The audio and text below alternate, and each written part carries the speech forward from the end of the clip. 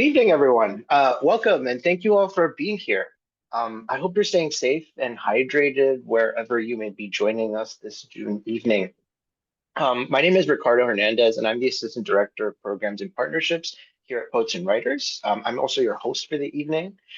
Before we launch into the main event, a reading from the talented poets who comprise this year's Get the Word Out Poetry Fellows, I wanted to share a few words about Poets and Writers and sort of how we arrived at tonight's event.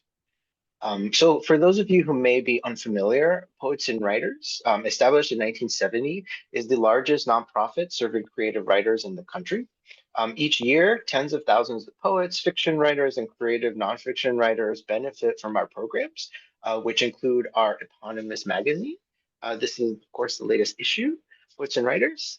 Our eponymous magazine, excuse me, our information-rich website, pw.org, financial support for readings and other literary events, our online classes and workshops, and sponsorship of several notable writing prizes and awards. In 2022, we added to our repertoire of programming with the launch of Get the Word Out, a publicity incubator for early career authors. Sort of building on Poets and Writers' work, supporting writers as they navigate the practical aspects of publishing. Get the Word Out was designed to help writers develop and execute publicity strategies to maximize the exposure of their soon-to-be published, recently published books, reach readers, and create a platform to propel their literary careers. Since its launch, a couple years ago now, the program has brought together over 50 authors. I think now we're getting up to 60, representing more than 20 small and independent presses. And I invite you all to learn more about the program and the past cohorts, some of whom are joining us this evening, by visiting our website, our program page, and I will share a link to that in the chat in just a second. So over the last 3 months or so, the writers that you'll be hearing from this evening conferred each week, every Wednesday, to strategize publicity for their forthcoming books. They learned from visiting authors, publishing and media professionals, and we give our thanks to authors Victoria Chang, Safia El Hilo, Dorcia Smith Silva, Joseph Dems, LitHub's Emily Firetug, and Day Beautiful founder Adam Vidkavage. And they also reflected on their publishing journeys, all under the mentorship of lead mentor Morgan LaRocca. I speak for the Programs and Partnerships team here at Poets and Writers when I say that we're honored for your participation in the program, and we're excited to follow your careers in the years to come. So typically, this is where I would sort of set things up for the main event by introducing the main mentor for the group, Morgan, but unfortunately, they couldn't join us for tonight's event. Still, we're lucky to welcome Morgan's energy and spirit. They did send in some remarks in their stead, so I'm happy to channel them for just a couple minutes. So Morgan says, thanks to everyone for being here to celebrate this program and these poets. I'm sorry I wasn't able to join you all for this momentous occasion. I'm so honored and grateful to have been selected as the publicity mentor for this program. Huge thanks to P&W for their continuous work, ensuring accessibility and empowerment to writers across every stage of the writing and publishing process. One of the most energizing things about being in the literary world is how eager everyone from fellow writers, booksellers, folks in the media, and in the publishing world, form this incredible community that is dedicated to uplifting books and each other. That is often the most palpably felt in a space that is filled with poets. In my mind, poets do the work of providing us all a balm, a buoy, and a medium to reach towards each other, both on and off the page. So in that sense, I guess it's only natural that is exactly what the space has become. I've learned so much from each of these poets and all the guests who have come and visited. I've been bowled over by the generosity that each of these poets have offered me and each other. So really, I am just left with profound and kicking the steel from my knees gratitude. Thank you, dear poets, for shaping this program, continuing to find ways to reach towards all of us. I'm so excited for how you will continue to do this work beyond the program and to see the undoubtedly beautiful ways your books will move in the world. Thanks, Morgan, for that, those kind words. So now to the poetry. It's my pleasure to introduce our very first reader for the evening, Adedayo. Adedayo Agarau is the author of The Years of Blood, which is forthcoming from Fordham University Press, and winner of the Poetic Justice Institute Editor's Prize for BIPOC Writers.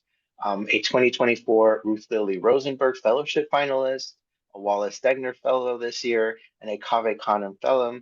Adedayo is the editor-in-chief of Agobua Magazine, a journal of African literature and art, and a poetry reviews editor for The Rumpus. He is also the author of the chapbooks Origin of Name and The Arrival of Rain. Please join me, everyone, in welcoming Adedayo.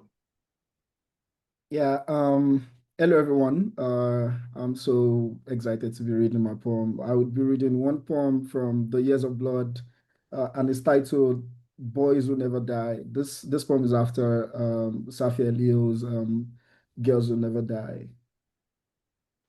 Boys who dance around plastic chairs in front of the barber's shop to win a free haircut.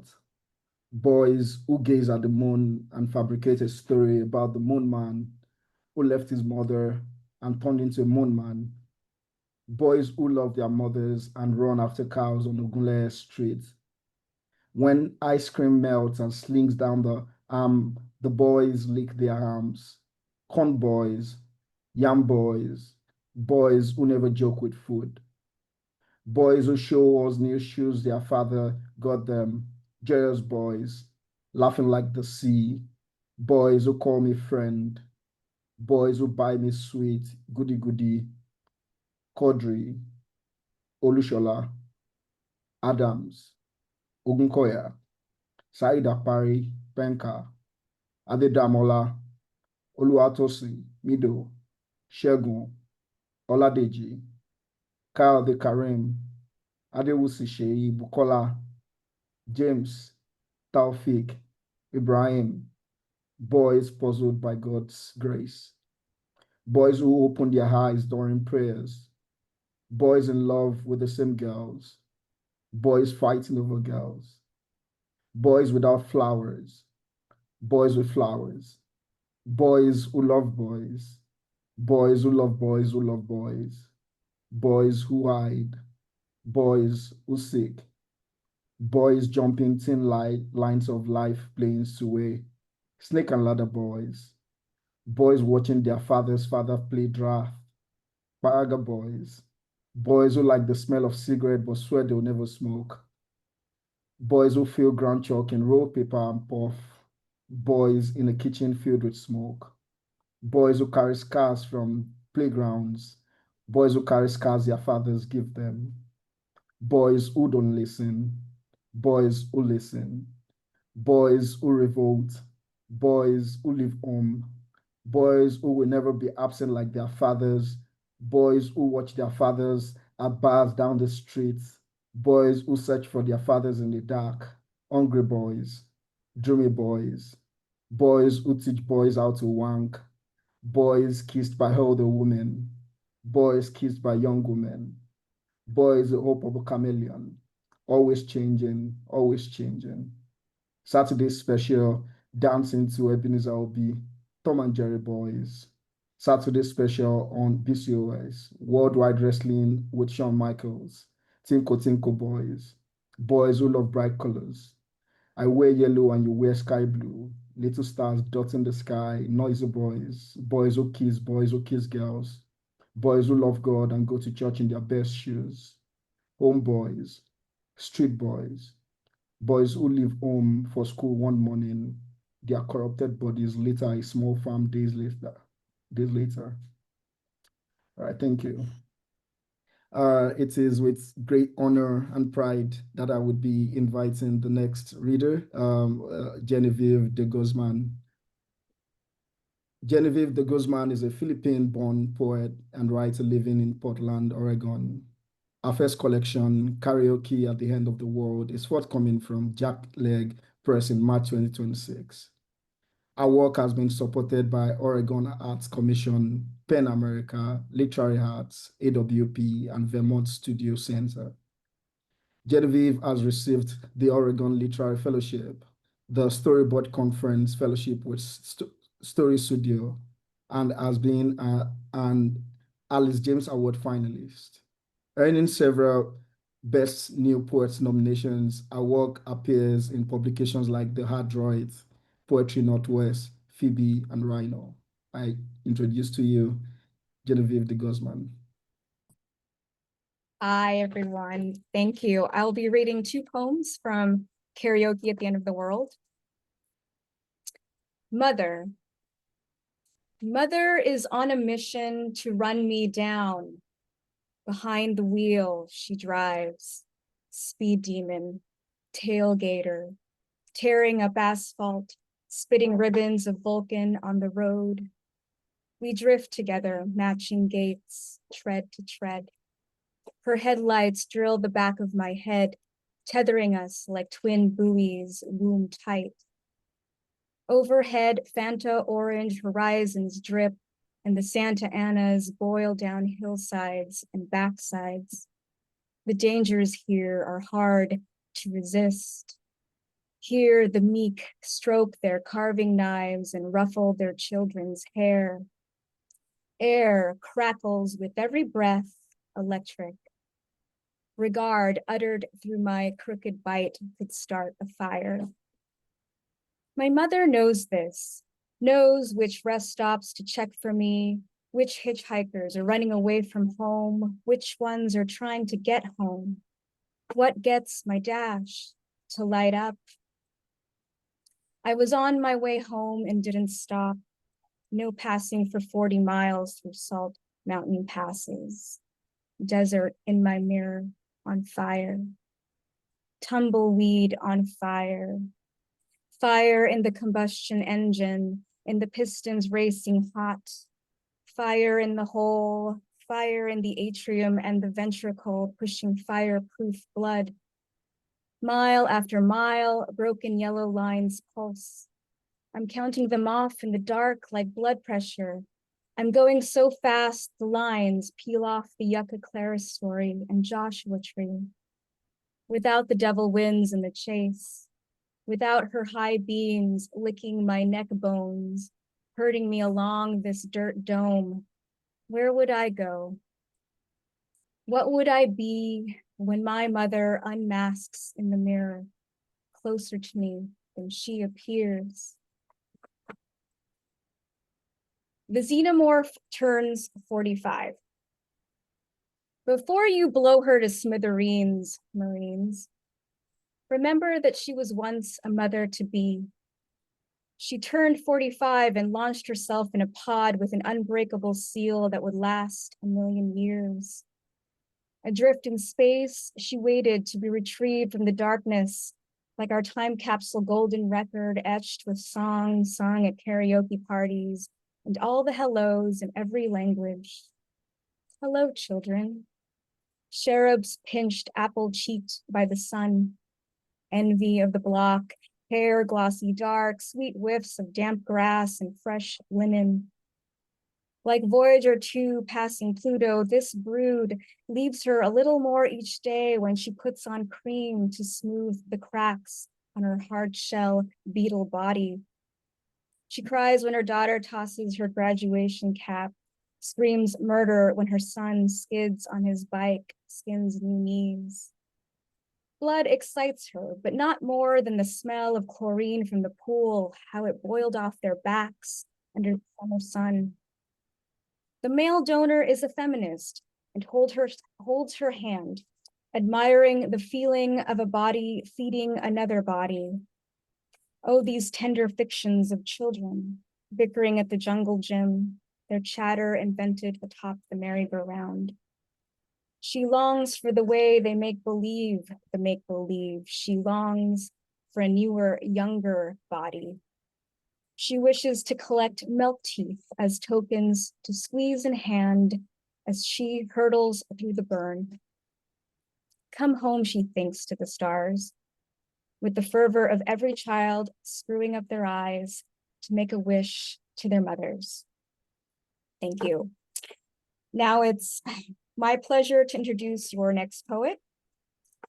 Isabella DeSendi is a Latina poet and educator whose work has been published in Poetry, the Journal, Poetry Northwest, and elsewhere. Her debut poetry collection, Someone Else's Hunger, is forthcoming from Four-Way Books in 2025.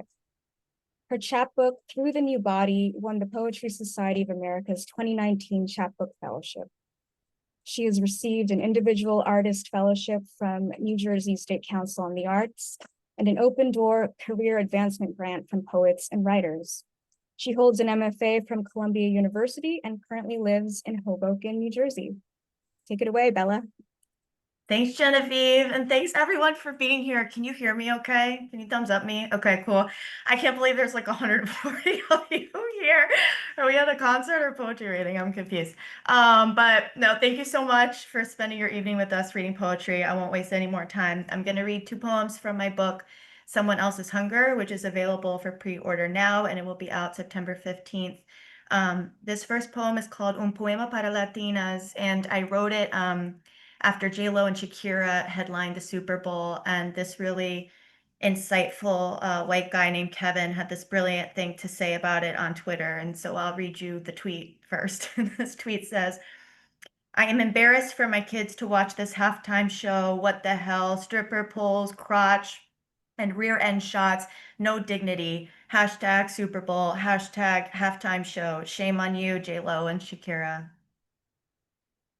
Un poema para Latinas. Some people like to keep pigs as pets. Some people are offended by J-Lo and Shakira moving their bodies the way the ocean has taught them to. Rise, fall, sway, rise, fall, sway. I will never understand how men can love what they hate. So what? We dip our hips, brutish, warlike, gorgeous. In our countries, we don't have money, but we have mafungo, mythos, music, mules like us, the beasts of burden. We learn to make beauty from chaos, crashing, like waves we break and break against. I am done explaining why a woman's body is a woman's body. The man who assaulted me says it was my fault. I wore a dress. I wish I could stand on a stadium stage now with tulips in my hand.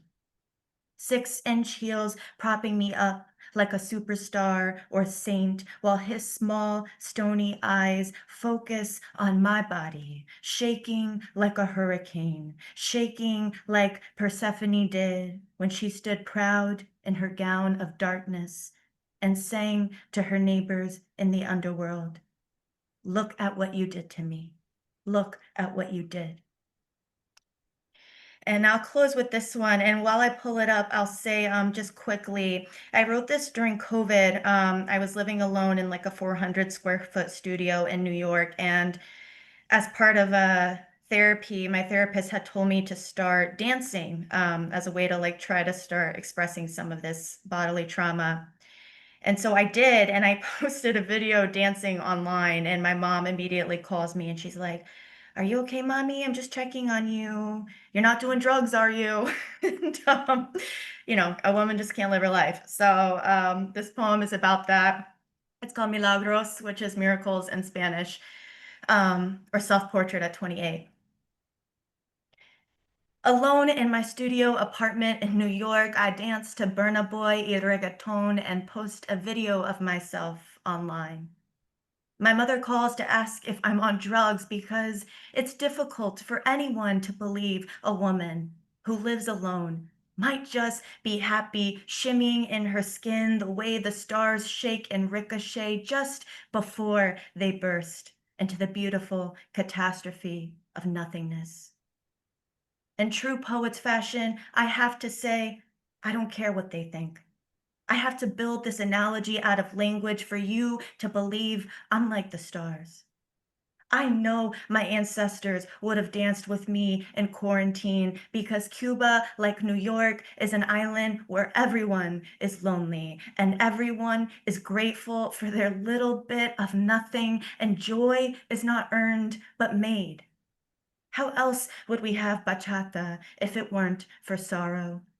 Distance lovers finding each other's bodies under the gold-hazed rim of a rum-shucked drink which they sipped and spilled wherever they turned, whenever they danced, when they dipped, when they groped, when they kissed, when the congas, like familiar heartbeats, thumped like thunder, thumped as if to say, step here, breathe, hold one another.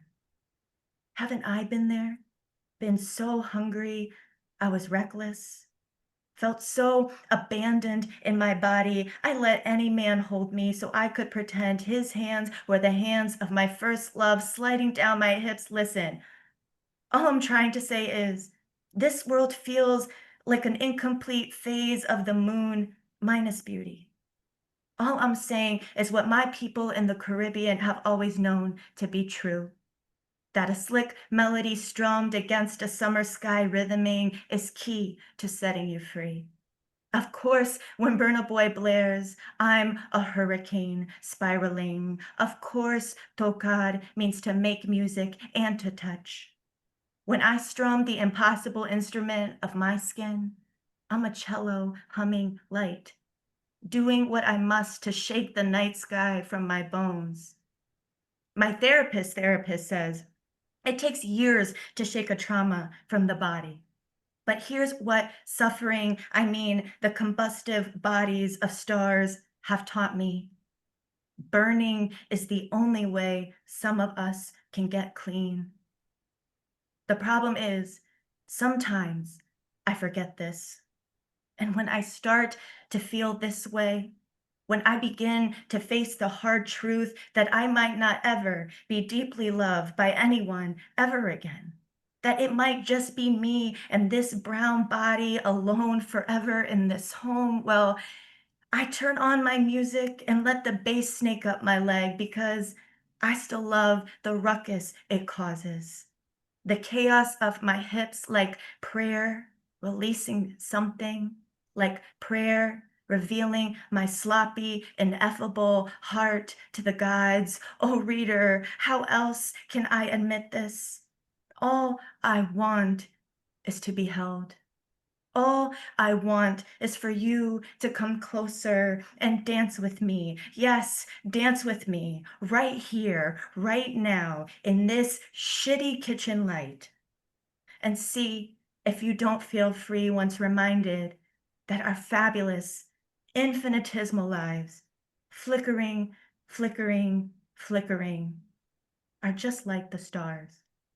Bright, musical miracles that make it okay to say we are. All right, and I have the tremendous honor of bringing in our next poet. So this is Alison Lubar. So Alison teaches literature by day and yoga by night. They are a queer, non-binary Nikkei femme whose life work has evolved into bringing mindfulness practices to young people. They are the author of 2 full-length poetry books, including The Other Tree, winner of Harbor Edition's 2023 Laureate Prize, and forthcoming from Harbor Editions in 2025, and Metamorphosis from Fifth Wheel Press 2024, as well as 4 chapbooks. Let's go. Philosophers Know Nothing About Love, 30 West 2022, Queer Feast, Bottle Cap Press 2022, Sweet Euphemism from Clash 2023, and It Skips a Generation from Stanchion 2023. Without further ado, Alison.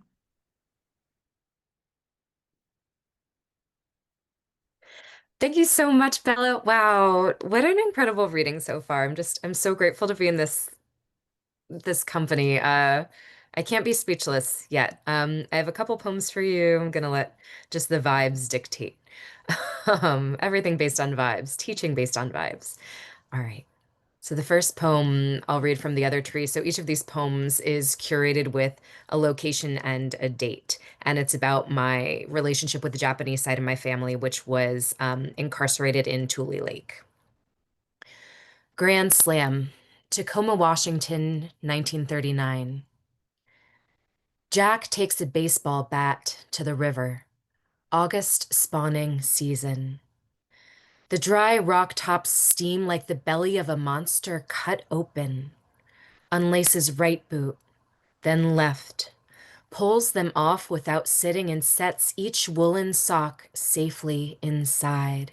There is no one out sunning today. Salmon bounce and skip upstream, suddenly buoyant and silver. Across the frothing surface, Jack wades in halfway amidst the frenzy. He winds up tight as a fist and smacks one out of midair toward the bank. It lands next to his shoes. Not all hits are lucky. Not everyone is lucky. Jack knows he's firstborn, blessed, extra pressure to provide as the sole sober near adult, a quarry of 4 he will share with his sister. He escapes hunger and a beating that night. No one is ever full. When he's bunted across the room, it's so his little brother isn't. We can only break the cycles we know we're a part of. He feels nothing for the fish struck out of the air like a perfect pitch, stoic hit. They never see it coming. I'm going to read 2 short other ones. Derivative Curriculum, Public School, Pennsylvania, 2001. Of course we teach essential texts. He lies to my mother and father on back to school night because the curriculum is easy and scripted already and not much has happened since. At least many of us fail to make a change in economy, liberty, who has taken whose away. My calculus teacher pulls back the corners of his eyes to tell a joke, to reel us in. I feign ineptitude, fail tests. The principal swears this couldn't have happened because everybody loves him. In 1st grade, I make a list of people I hate, and my teacher calls my parents. I try to be unlikable. I come home to declare I am not a sheep, to be the one to separate myself, claim the other. All the while, the shame sticks in my throat like a salmon swimming upstream before it's clubbed out of the water.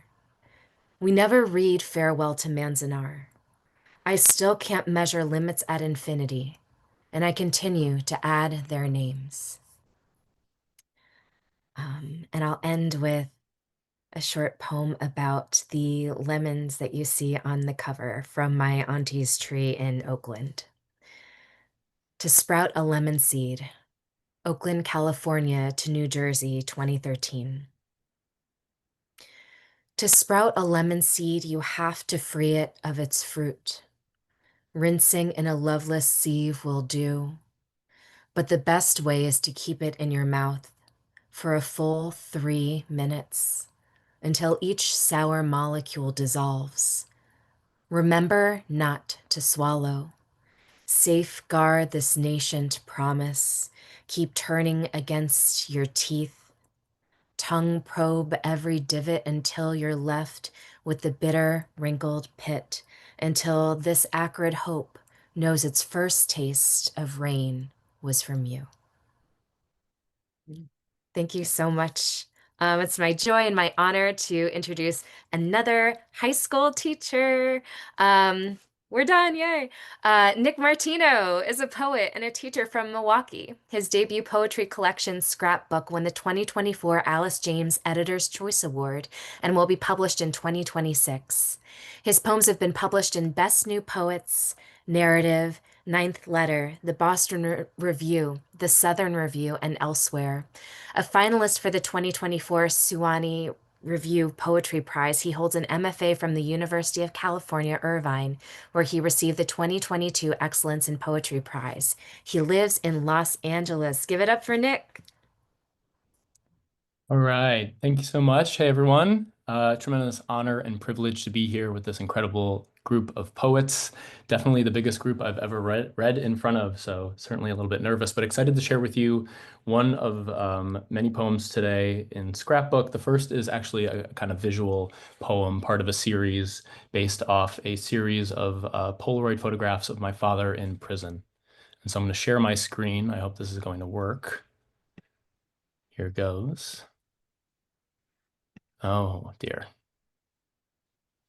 allowing in system settings, but you know what? This can go pretty quickly. Give me one moment. I promise the wait will be worth it. Oh, it might not be able to share that. Oh, that's a shame.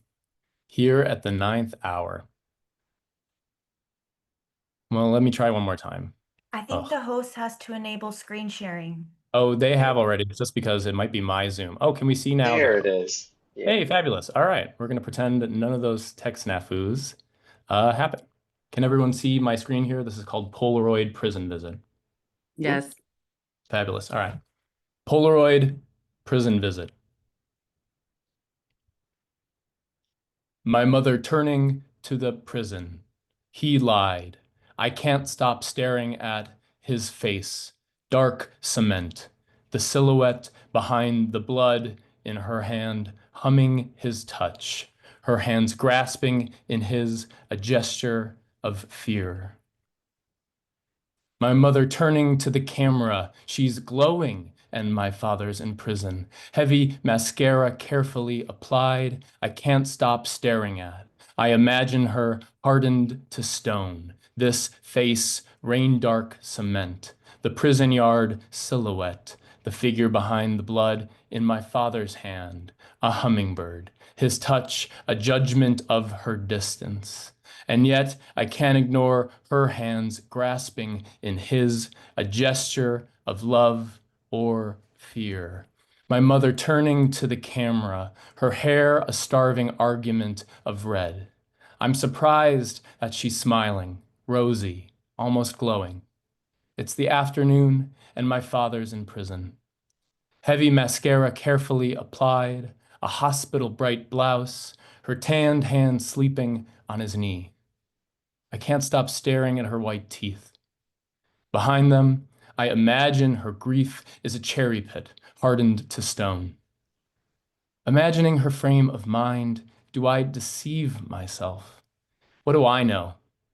Only this realm of surfaces, the vomit-colored lawn, the rain-dark cement. In the furthest corner of the prison yard, a silhouette watching the camera. Watching, too, I feel as figment as the figure behind them, and as close as the blood in my father's hand. To the shoulder it hovers over like a hummingbird, my mother's body leaning into his touch. I'm leaning, too, conjugating witness into a judgment of my father's distance. And yet, I can't ignore the other hand's testimony. Grasping her finger in his fist, a gesture of fear indistinguishable from love, or love from fear. All right, I'll stop my share there. I've got one more poem for you today. This, again, is from my forthcoming collection, Scrapbook, with Alice James Books. You can pre-order it now. It is going to be coming out in June of 2026, so next year. This is called Love Poem. You watched your first deer die when you were 6. You watched the slotted eye. Light was there and then gone. That's not right, is it? Having seen death twice open like night-blooming jasmine, the hour of its unsticking blue and slow, it's late. Moonlight, waterfalls, the plastic blinds. I give you the bottle of red label. You give me the dab rig. You light the nail for me. Your resin paints my voice shut like an attic window. It's an evening of gifts. I hate this feeling in my lungs, but I love the name you give to shatter. Yes, I know you have pills for later, long after I've fallen asleep. I know I'll wake to check if you're still breathing, staring down the dark, breathless for the rising of your chest. All right, and that's it for me. Next up, it is my tremendous privilege to introduce Yamini Pathak. So Yamini Pathak's debut poetry collection, Her Mouth a Palace of Lamps, is forthcoming from Milk and Cake Press in October 2025. She is the author of poetry chapbooks Atlas of Lost Places from Milk and Cake Press and Breath, Fire, Water, Song, Ghost City Press. She holds an MFA in poetry from Antioch University and serves as an editor with Bull City Press. Her poems appear in West Branch, Poetry Northwest, Tupelo Quarterly, and elsewhere. A recipient of an Individual Artist Fellowship from the New Jersey State Council on the Arts, her work has been supported by Vermont Studio Center, Tin House, and Bona. She has been nominated for Best New Poets and has been a finalist for Frontier Poetry's Global Poetry Prize for South Asia. Please welcome Yamini. Wow. Thank you, Nick. And I feel so lucky to be here among all of you poets, and I can't wait to read your books. I'm going to read 3 short poems from my book, Come Out, A Palace of Lamps. This first one is where the title of my book comes from. It's called Ode to My Mother's Mouth. Kali, the bone dissolver, her tongue flames true red, her voice hums with lioness blood. My mother's mouth, brimstone, flour, and ghee, slain chicken and prayer.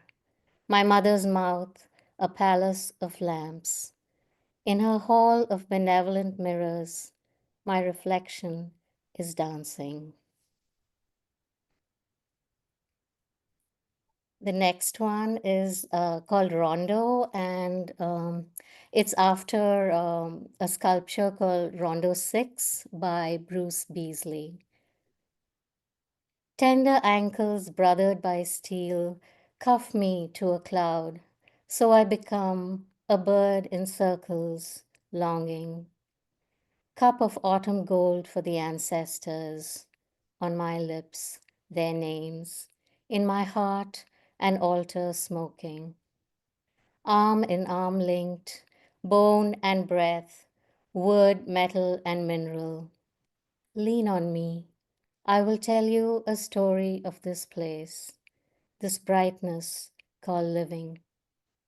Wind through a garland of voices passing here, Lenape nights, carnivals, castanets of hooves, and honeybees hymning. Listen, the jingle of my mother's bracelets pouring tea. I am a bird in circles, longing. And this last one is called In My Own Skin. I wear my goddess skin to work at the Monday morning meeting.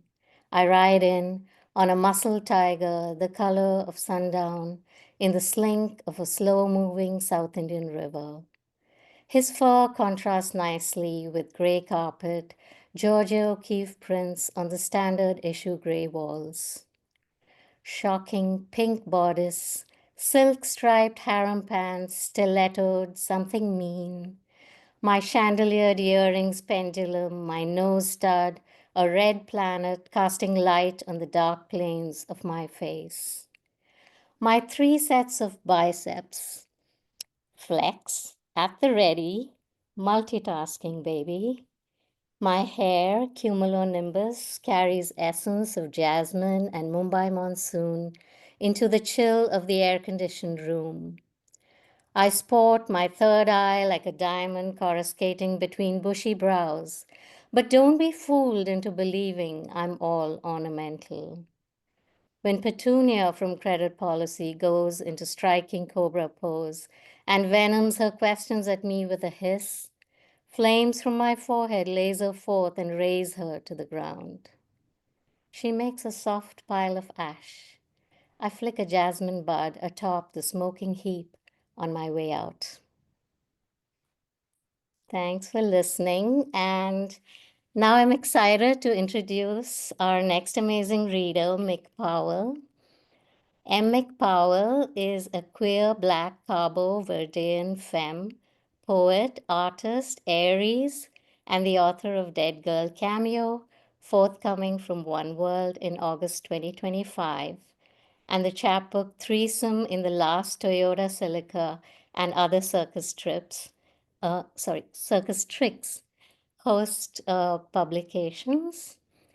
They are an assistant professor of gender and sexuality studies at the University of Connecticut and faculty in Bay Path University's MFA in Creative Nonfiction Writing program.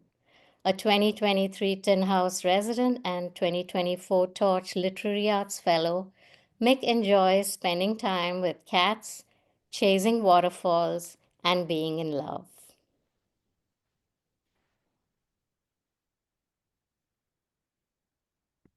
Hi, everybody. Good evening. Thank you so much, Yamini. Thank you so much for this space and the support from poets and writers.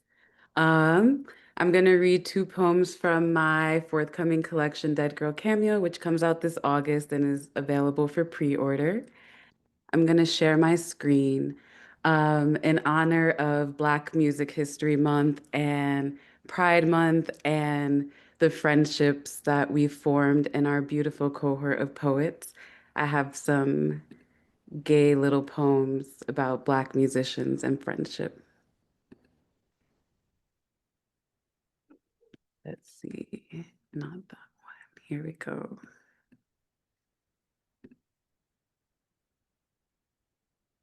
Okay. In an interview about his 1997 photo shoot featuring superstar Aaliyah and her best friend Kidada Jones, photographer Jason Keeling said, "We wound up in a beautiful suburban neighborhood and I photographed them. People thought they were lesbians. They were just rolling around and laughing and riding on each other's backs. It was fun and beautiful." People thought they were lesbians. Strangers speculated a sapphic song lilted from the girls' cherry lavender lips. From their cherry lavender lips, they lilted, clung tight to each other like their given names. There are names given to girls who cling to each other. There are girls given to names that echo their want. Want was an echo given baby girl's name before baby girl herself became a synonym for gone. One girl becoming herself becomes a synonym for gone.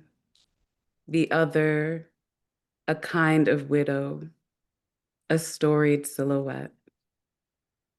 This could have been the other kind of story. No shadow, only her incessant lyric in the sweet spring sprawl. In the sprawl of spring, a lyric so incessantly sweet, strangers speculated a sapphic song.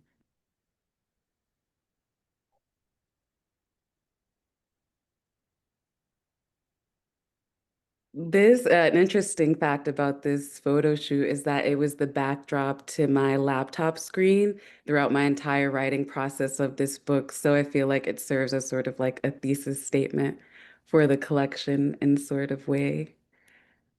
For this poem, my last poem of the evening, when it's performed live, there's a hand game that goes with it. So I'll just do the chant for us tonight.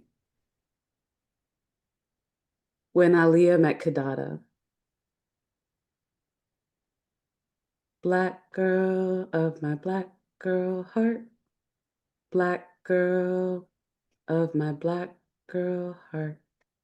Black girl of my black girl heart. Black girl of my black girl heart. Black girl of my black girl heart's yearning.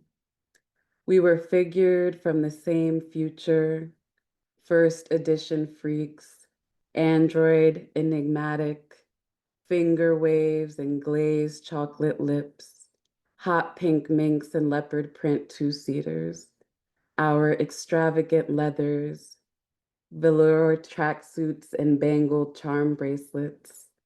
Our magics were meant to be intertwined, a connection predestined by the gods and the zodiacs alike. Time is nothing between soulmates. and your opulence is a fortune I am fortunate enough to indulge in. Your aura, resplendent respite, your Black girl heart, home, home, home, to my lonely Black girl heart.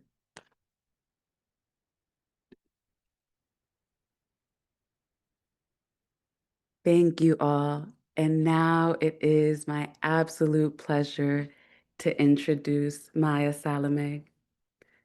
Maya Salameh is the author of Mermaid Theory, forthcoming from Haymarket Books in 2026, How to Make an Algorithm in the Microwave, University of Arkansas Press 2022, winner of the Etel Adnan Poetry Prize, and the chapbook Rue, Paper Nautilus Press 2020.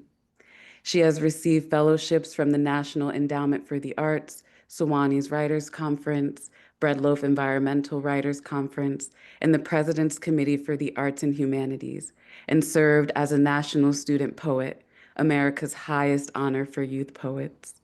Her work has appeared in The Offing, Poetry, Gulf Coast, The Rumpus, Agni, Mizna, the Los Angeles Times, and elsewhere. Maya. Thank you so much, Mick, and thank you for sharing your beautiful voice. Your poems are luminous. Thank you to everyone for being here. So happy that so many people in this chat with us today. I have 2, maybe 3 poems to share from my upcoming book, Mermaid Theory. The first one is called In My Dreams I'm Never Beautiful. I'm mourning, I'm illuminated, I'm illustrated at length in the next chapter. I'm mourning the amoxicillin walls and I'm 11 in front of our shared family desktop reading the dirtiest fan fiction you can imagine. I'm a girl again and nothing hungry has ever happened to me. I'm mourning, I'm illuminated, I'm this fine the first take. I'm this fine with a soft beat. My gender is the way numbers kiss letters to make Arabic. In the dream there are bags and bags of psalms to pack and we are late for our flight. There is a long escalator requiring climbing. In the service of beauty, I replace one stud with another, then my nose gets too pink so I get nervous and switch it back. In Boston, I trim my bangs, conduct what I call hairline surgery. It's really just tweezing my jawline clean. Please, give me something to do with my hands. I'm mourning, I'm 17, still innocent of steering wheels. I'm mourning, I'm illuminated, I'm illustrated at length in the manual. Don't worry, I'll make my own music. This next piece is called My Country's Fables Say I Am Devoted. The $6 sunflowers we bought after arguing over the cost of raspberries, our debates over new cities, Montreal, Ann Arbor, Sydney, Los Angeles. We measure our Navy passports against our marked bodies, practice our Spanish, the dusk-skinned French, silt and fog and our serrated syntax, tongues constellating on the duvet. My country's fables say I am devoted. The sun slumps against the snipers on the roofs of my university. My father's suitcase is split at the seam like soft fruit. It's July, the tile stinks of Lysol. I don't want to buy anything anymore. Psychology banned in Florida, and my country's fables say I am not endangered. Yes, the poison vowels slicking our floor, and my mother wanted me to have a neutral name. A sprawl of sticky letters repeating my refusal, but let me winnow my rage into something of use. Let me remain a spell in a long black skirt. Stitched incantation of sap rose silk. My dancing means nothing more than dancing, and I'm simmering grasshoppers for protein, breeding chickens in the backyard. San Diego stays gray forever, and romance is dead, and oranges grow best in deep, well-drained soil, and I hear this music in my food. July and the heat syrups our spines. We stop for gas, you spit in the dirt, and swear the season will never end. This last piece is called Amtrak Devotional. Alternatively, or else, why aren't y'all driving your friends to the airport? Love is inconvenience. Waking up at 6 a.m. to drive your best friend to court and all the way back out to San Jose for the tacos she loves after. Arguing red or green sauce in a sticky vinyl booth. Sitting on the Amtrak for a night and a half. Running 3 terminals of the Dallas airport in heeled boots on the cheapest layover you could find. Love is asking. Is waiting unnecessarily in the car until she is inside. Is hung in their grown-out fade. Victoria's baby doll dresses and pineapple hemp cigarettes.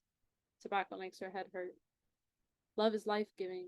and I am made of every girl who lent me shoes. Kavya with her wide smile and raven hair, always pressing me to eat.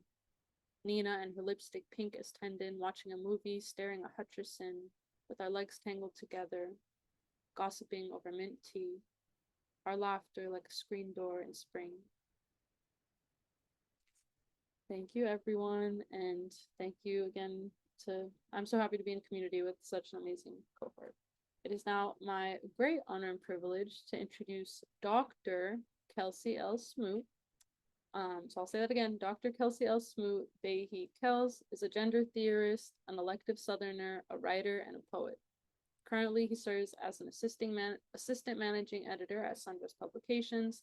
They are the editor of the 2021 Sad Girls Club Spring Literary Contest, the 2023 The Good Life Review Honeybee Prize, and the grand prize winner of the 2024 Button Poetry Video Contest.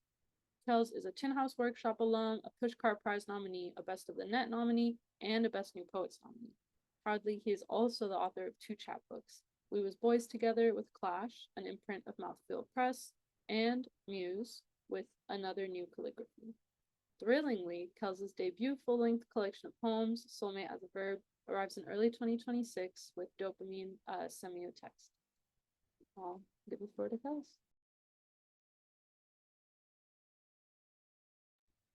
Thank you so much, Maya, for that intro. I'm just going to read one poem tonight. This is a poem that I wrote earlier this year after attending a workshop on fictive poems facilitated by Shira Ehrlichman.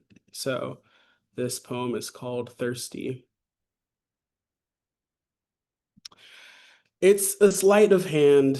I realize exactly too late. You play a woodwind, and instead of a cobra dance, yellow canaries beak their way out through my ear holes, flapping around your head, so miserably in love. We are in front of my childhood home, and I am ashamed of how boring it is in comparison to your silken shirt, garish, wild-eyed expression. I want to live with you, I think. I want to go every place with you. And while you always say nothing, I am certain that this is shared between us. Look at my canaries and how they halo your perfect, perfect head. But you are looking past them, your eyes tracing my lips hungrily and wordlessly. Your hand lifts from your side. You're doing it wrong. I don't protest when your fingers grasp the small shimmering ribbon, a yard-long bean poking out of the corner of my mouth. You must have planted it in me some night, and in one swift tug, we are both stunned when an impossibly too many things come heaping out. The spoons that you hid under the couch to avoid your mother's rage, tied to the crabs your uncle bought you, well, really just the one. You know, the juicy one that ate the other one, ate its middle clean out when you forgot to feed them, tied to the chairs we flirted circles around on the day we met, tied to the books I read to impress you, tied to the books I lied, I said I read to impress you. Tied to my rib cage, so suddenly I fall over, broken and gelatinous, looking up to find you cooing over my brow, the guilt pooling at your eye corners, falling only the once, directly into my open mouth, down my throat to join all of the other things that had become untethered. You won't leave me here, will you? I manage as you disassemble the woodwind, kicking astray the rubble of me, the canaries now frantic, hopping about at your feet, still so ready to fly, so ready to dance for you. In the distance, I see a neighbor dog pittering across lawns, lapping at a gutter drain. Damn, that looks so good. I think to myself, the animal of me aware for the first time in weeks of my basic survival needs. I am so horrendously thirsty. Then there is the sun seeming to drop from the sky in an instant, and you are also gone. The canaries are pecking at my cheeks, tangling in my hair, hoping to find their way back. The neighbor dog turns toward me, seems to contemplate whether I am food, fun, trash, or threat, and just before he turns his head away, the light brown brindle of his coat becomes livened under the streetlight. Not the neighbor dog. I slowly remember he had died a few years back. Who would rebound all of me that had become unspooled? I wonder. The canaries finally quieted, and then I am quieted, asleep like that, confetti all over a driveway. And then I am dreaming of you again, your perfect, perfect head. You and that sweet little dog, I imagine. No, not dog, not dog, coyote. Good puppy, sharp puppy. Thank you. All right. To close us out, we got Bernardo Wade. Bernardo was born and raised in New Orleans, tries at poems, catches elbows on the court, wanders around the Bay, occasionally on Stanford's campus as a Wallace Stegner Fellow. Previously the editor of Indiana Review, he now serves as assistant editor and poetry editor for Obsidian Literature and Arts in the African diaspora. Though he has published in a bunch of literary journals no one in his family has ever heard of, they remain proud of him, especially when they are featured in the poems. His debut poetry collection, A Love Tap, is forthcoming from Lookout Books in October. Shout out, Bernardo.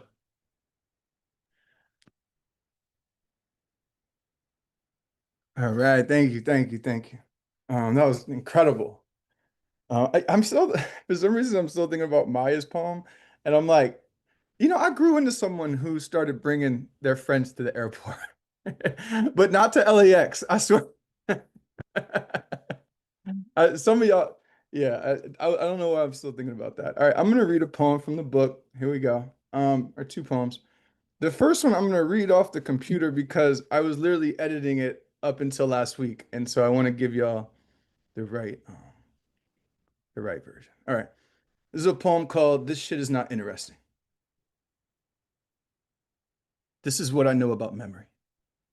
It flickers when it feels like it, and right now, it lights every corner of the night Nick and I got twisted off daiquiris. He had a toothy smile. He's gone. A story for another time. I still wish I'd stayed with him for another drink, but running late to me slim, I felt those achy chills creeping down the back alley of my neck. Here, I want you to remember Richard Pryor's Live on the Sunset Strip. His show after he smoked himself on fire, where he lights a match and says, "What's that?" Richard Pryor running down the street. And like smoke, the crowd rises to their feet. It only takes the price of admission to see your boogeyman drown in the ugliest of his defeats. I know, this shit is not interesting. To the ones who knew offstage, Rich so often slipped away into spells of God, not again. And I, who disappeared that week, finally saw her text and flew across town because I knew this time she was serious. She'd thrown my shit, all of it, behind the dumpster. Hold on. Let's say a prayer for the brothers who don't make it. God, please bless the hot-blooded men who find blue lights knifing through the night. Amen to those who bare teeth, who fight. Thus, when I turned on the Durgeois Street, down the same one way where 9 years later, I mourned a beloved killed by a drunk driver, a driver who could have been me. I saw those lights, and I thought to run, but then thought, hell nah, and pulled over. I took the stage. I knew it was my time to boogeyman into the light, so I lifted my hands just right. Fingers spread so wide, you might have thought I was a flame. Pryor does say, that fire will sober your ass up quick. With the amount of dope tucked away in my drawers, I thought to swallow it, but there he was, his Glock already in my face. He said, don't you fucking move. When they tackled my ass, both my tennies flew away. Fuck. Fell from my lips When 12 found enough for a bid in my waist, he smiled, and I swear, I heard a round of applause. Like Pryor, I was a puddle of sweat when I walked off stage and read Resisting Arrest on those multicolored sheets. After a few hours of peacocking, my stomach tangled itself, clamoring, more, please, more, until the ache for death knelt me down near a man who complained a half hour about his baby mama's expired tags before he saw the animal writhing. I lied so childlike, I could almost taste my mother's gumbo on Christmas Day, or how a soft blanket might feel against my skin. I know. This shit is not interesting. Unless you know the warmth that comes once a stranger takes his coat and covers your body on a jailhouse floor. All right, and my last little John I'm gonna do here is The Coming of Fox. This is a poem after Lucille Clifton. Coming of Fox.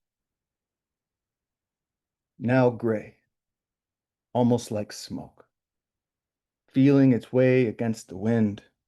My father glides over, and you let him steal your bright flag of fur to his chest, nuzzling you so close it almost feels wrong, watching his knuckles go soft, without shame, with a love he's shown me only once, the night I pawned his gold ring, and after getting my fix returned to his arm, he embraced me so close I tasted his wine breath, and we were no longer a tangle of two fiendish men, but became ugly and tearful, seeing in the other an animal neither could hold.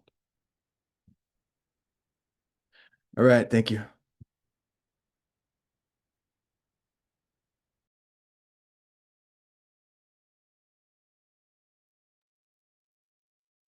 Fantastic. Thank you so much, Bernardo, and thank you, all the other the other poets. I'm in a swirl of language, and I'm going to try to return back to earth because we're nearly at time for the event. But again, another round of virtual applause and love for this year's Get the Word Out Poetry Fellows. Thank you all so much for sharing your work with us. So as I wind down, I just wanted to share 3 more items to keep in mind as you return to your plans this evening, to our audience, your regularly scheduled programming, as it were. So first, if you've enjoyed tonight's readings and the chat log tells me that you did, please support these authors and their books using the links that we peppered in the chat. Visit them online, make pre-orders and order their books, support their upcoming events. I hope all of your to-be-read book piles are going to get a little larger after this evening. Second, get the word out as a publicity incubator for debut fiction writers and poets. Applications for the next cohort, and that's going to be for writers with forthcoming books of fiction, are due June 30th. So that's this Monday. So the cohort will be meeting this coming fall. If you opted to sign up for the weekly update newsletter when you are RSVPing for tonight, you're already ahead of the curve. You'll probably be reminded about getting your application in on Monday. But you can always visit us at pw.org/getthewordOut, GTWO, learn more. And lastly, if you're feeling inspired as I am and ready to write, please check out our website, pw.org, for resources, including databases for upcoming grants, funding for readings and workshops in New York and California, and online professional development and craft classes. So just to give you a slight taste these are 3 class titles for courses beginning just next month. I think July 9th is the first one. Ignite Your Creative Process with Nilüfer Talebi. That famous Freytag, Break Down the Rules of Fiction with Sadiq Fafana. And Giving Difficult Material Poetic Shape, The Unexpected Joys of the Abecedarian with Lee Herrick. So again, I encourage you all to check out pw.org, to please follow and support these poets this evening and to keep writing. Thanks again for joining us and have a lovely evening, everyone. Good night.